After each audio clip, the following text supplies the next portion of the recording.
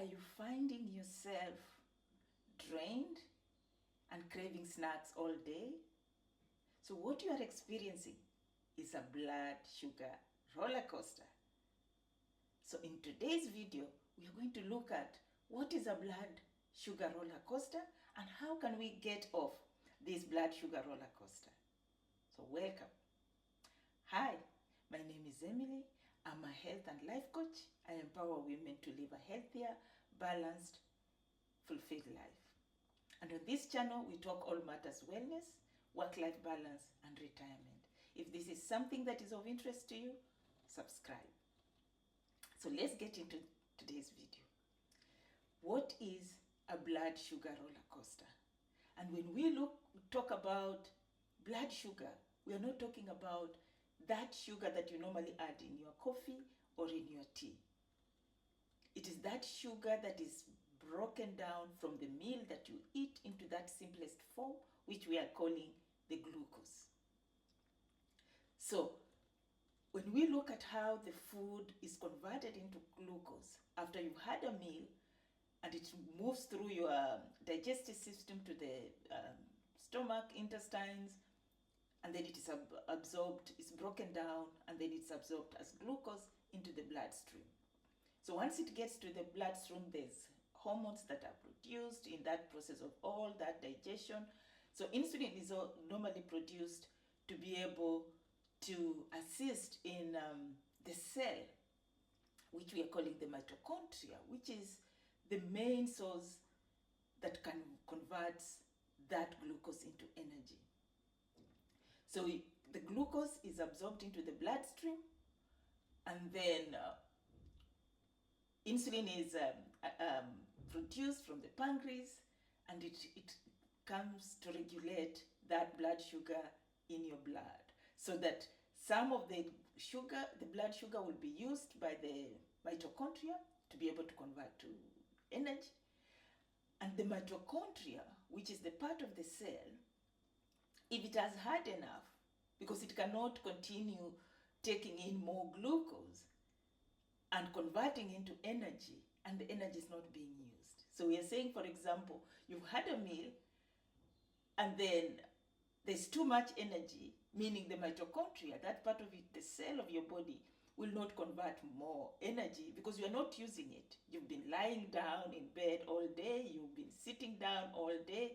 So there's too much energy. So the mitochondria will not be able to take in more energy. And because the body is always an emergency, if there's too much glucose in the blood, it has to be stored. So insulin stores this in your muscle cells, in your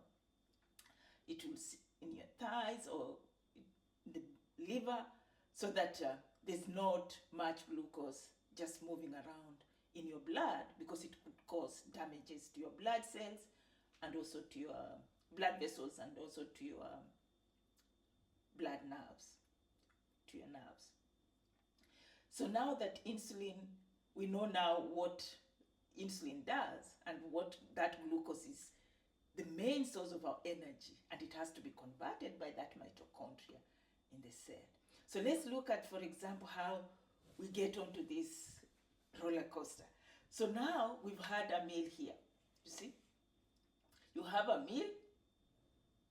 You've had a meal which is high in carbohydrates, and maybe it doesn't have fat, it doesn't have any fiber in it.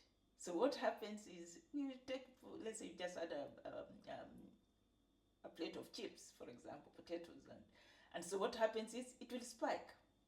Yeah, it will give you some energy, and then once you have that temporary energy, you're able to, work, move, because there's too much energy now for you.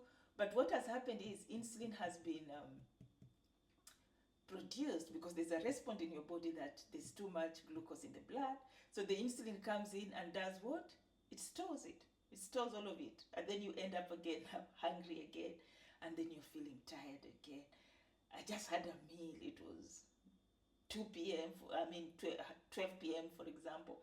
And then now it's 2 p.m., I'm already hungry. So what has happened to all the food that I ate? Because it has been stored. So for me, it used to happen around 2 p.m. That's when I used to really crash, because all the food would be stored immediately, and then I would be hungry and tired. But then I have to continue working up to 4 or 5 p.m. So 2 p.m., I'm thinking, what should I do now? Because I need a pick me up. I just need something to pick me up, so that I can get the day done. So what do I go for? I go for coffee or some lollies or some cookies. Of course, it will give me some energy again, and I'll be working. But then get to 4 o'clock, I think I'm writing that, maybe even that last email, and I'm thinking, I can't even think what to write. Like the energy even to write that email, I'm just struggling. So what was happening is I was having a brain fog because of the crash. I've crashed. Now there's no much even energy for my brain cells, so my brain cells can't even think. And so I crash. And then get home, I'm already tired, I'm hungry.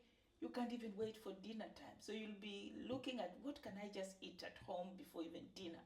So you go eat something, snack, just sugar, because your body's just like, we need sugar, we need sugar, we need something sugar.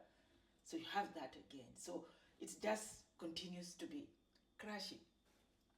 So now you can see that insulin is being produced, there's imbalance, that will cause inflammation in your body, and also damage your blood vessels and nerves, and then lead up to diabetes because of the insulin resistance.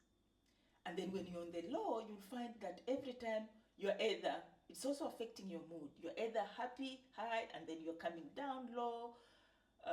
So you're cranky, you're irritable when you were not having, when you're in this low state, you're cranky and you're also moody and irritable.